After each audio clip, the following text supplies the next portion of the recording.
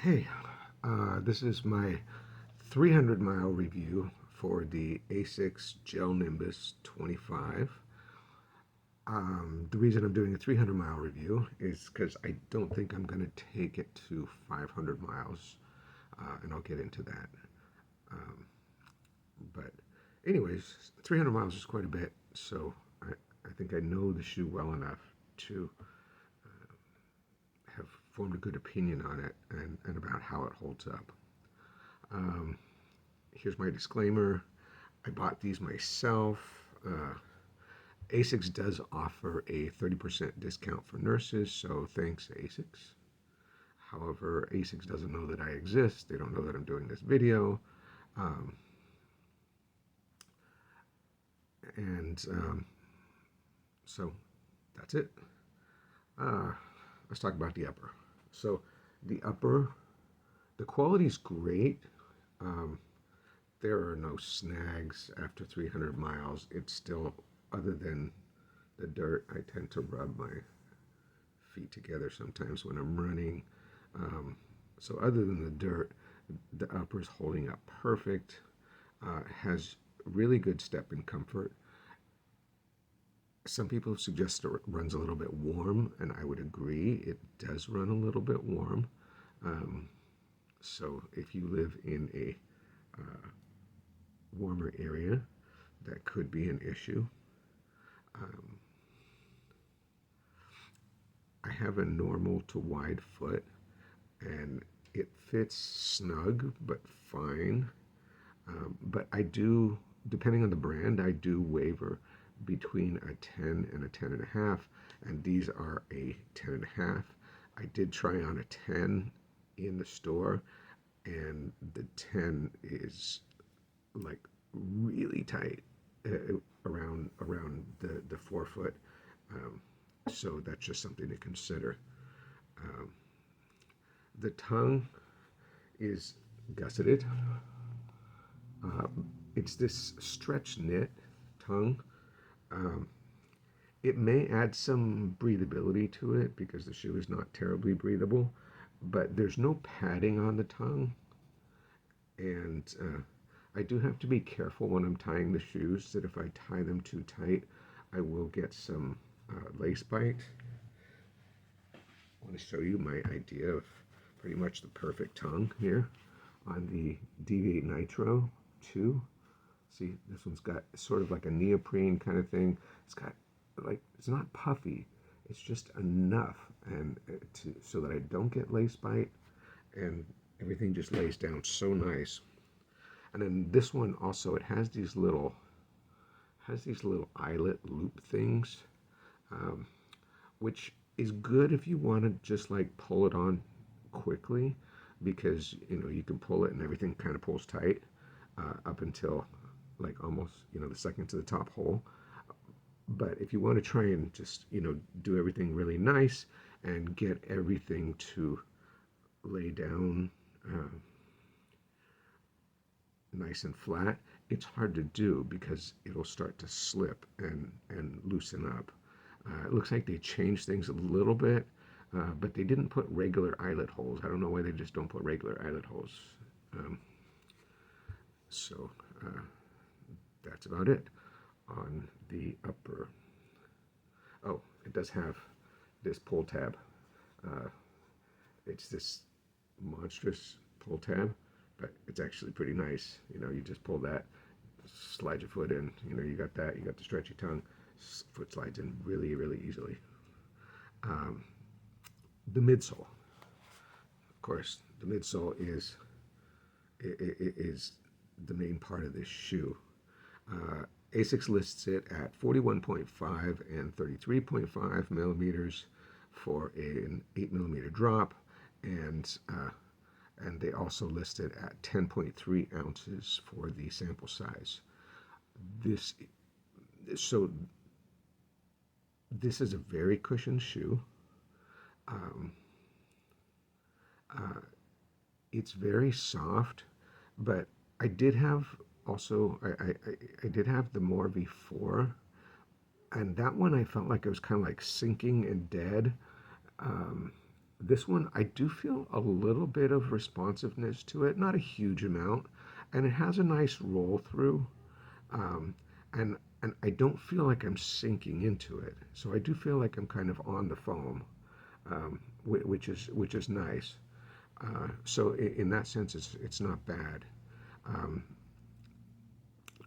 it has the what they call their FF Blast Plus Eco Foam, which is the more eco-friendly, biodegradable version of their FF Blast Plus foam that they were using last year, and it has the pure gel in the heel because it's this little honeycomb gel kind of thing that just sits right under the heel, and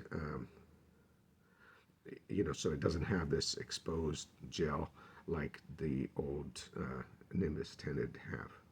Um,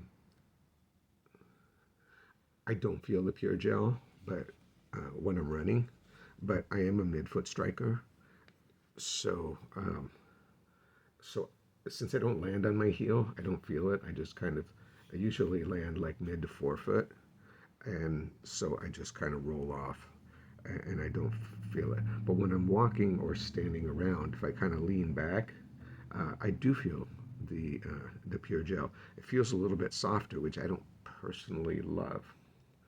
Um, the other thing, and it's basically because of this midsole, and you see the size of the midsole, you see how it's got this heel flare going on here too. You see the wide base of the shoe. This is a big shoe, and I don't know that it feels a little bit heavy, but also it feels bulky, so it does feel like a big shoe. Um, if that's an issue for you, the outsole, the uh, the outsole there's minimal wear. I've got 300 miles on this. You can see a little bit on the heel here. The only time that I'm really doing any heel striking is when I'm going downhill, which I do have. Um, my normal route that I take is pretty hilly, and then if you see up close here, you see that it's got these little tiny lines in there, and they're kind of worn off right in the area where I toe off. But otherwise, you see there's still a lot of the tread pattern left. So very minimal wear. I'm sure if I wanted to keep running in these, I could easily go 500 to 600 miles. Let's see. The grip. So that's one of the things that, like, for I guess a lot of the 2023 Asics versions, the Nova Blast, the Nimbus, the Cumulus, the grip is kind of mediocre. Does not give me any sense of security on wet pavement. Um, Asics seems to have addressed this with version 26 with an improved traction pattern and different rubber compound. But for version 25, um, it's not great. It's fine on dry pavement, absolutely fine. But even you see the traction pattern is it's a little bit like like it's got these little holes in it, but between those it's kind of rounded.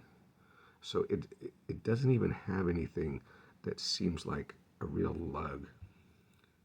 Um, how's it ride? The ride, it's very cushioned. It has a really nice roll through. You can see it's a little bit rockered. It's a very mild rocker, but part of the deal with the rocker is that it's a combination of the shape of the shoe, but also the softness of the cushion, and when you hit the ground, how you roll through. So how the foam compresses also affects the feel of the rocker. And this does have a very nice roll through. They also feel very stable for such a big shoe. It's not a stability shoe. You see it does have a wide base, and it's wide even through the midfoot.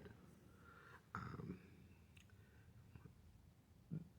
so, however, the weight and the bulk of the shoe limits my ability to really pick up the pace, and because I'm not that strong, I'm 130 pounds soaking wet, and so I really feel the weight of this if I try to turn my feet over quickly.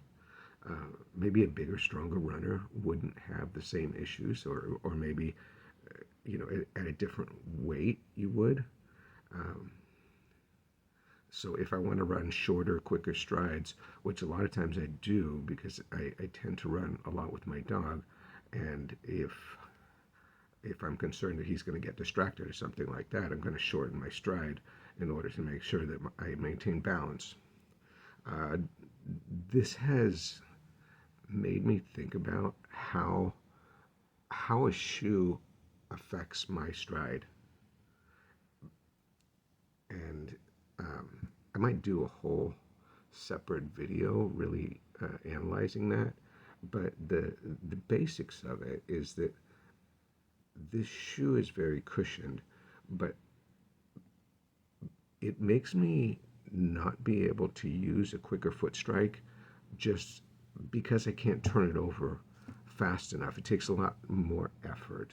So if I'm running in this shoe and I want to pick up the pace, it tends to make me want to go for a longer stride, and then it's a longer stride and I'm hitting the ground harder. So if you're a large runner with kind of a slow, powerful running style, this may not be an issue, but for someone like me, it does affect the way that I run, and it sort of limits my options. And that's really the biggest issue of why I'm not going to get this up to 500 miles. So, my likes: it has great stepping comfort, it's very cushioned and protective, has a nice roll through, and it's durable. It's done just fine up to 300 miles here. My dislikes, like I said, the weight, the bulk, which are not necessarily the same thing, and it's a little bit warm.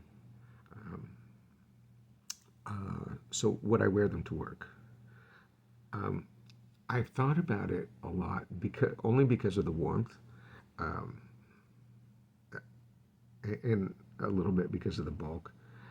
Uh, I think I will probably try wearing them to work because they are very, very comfortable, and I'm on my feet for 12-hour shifts. I've been wearing the Torin 5 at work for the last several months, and those are really comfortable on foot, but they don't have a whole lot of cushion. Um, so I will probably try these as a work shoe. Um, would I buy them again? Probably not. Um,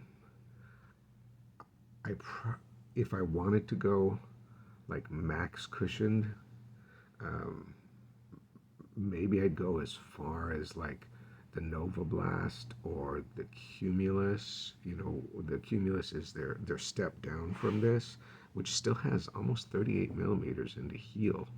Um, and it's a really nice shoe. I think it's probably quite underrated. Um, I bought it for my daughter for her everyday use, and it's held up really well too. Um, I haven't tried the Nova Blast 4, but the V3 didn't seem to hinder my running style. I do have a 500-mile review on that shoe out, so if you're curious about the Nova Blast 3, you can check that one out. And I think that's about it for right now. Please give it a thumbs up if you liked the video, and comment with questions, thoughts, or suggestions. If you have suggestions about my equipment, I'm just a middle-aged father of two with filming this on my cell phone. I just happen to think that because I put a good deal of miles on some of these shoes, I will. I might have something to add, and I'm going to come out with an initial review soon, probably on the Asics Nusatri 14, because I'm about to hit 100 miles on that, and I also have the Hyperion Max from Brooks, which is also coming up towards 100 miles, and I feel like I need at least 100 miles to really form an opinion of a shoe. I find my opinion changing, you know, within that time frame. And sometimes I like the shoe more, and sometimes I like the shoe less. So that's about it for now. Have a good day.